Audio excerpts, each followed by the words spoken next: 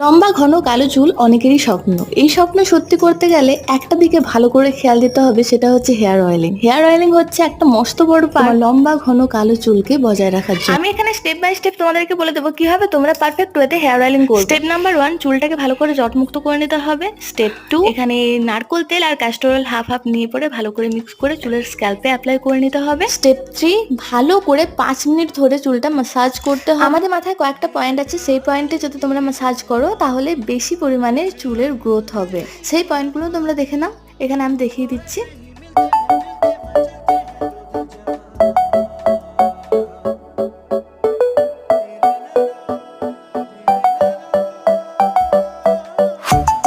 আমার এখানে চুলে তেল নেওয়া কমপ্লিট। আমি এখানে 1 ঘন্টার মতো চুলটাকে এভাবেই খুলে রেখে দেবো। তারপরে এটা ভালো করে বেনুনি করে পরে রাতে ঘুমিয়ে পড়বো। আজকের মতো ভিডিও এটুকুই। আশা করি তোমাদের অনেক উপকার হয়েছে ভিডিওটাতে। তো প্লিজ একটা লাইক করতে একদমই ভুলো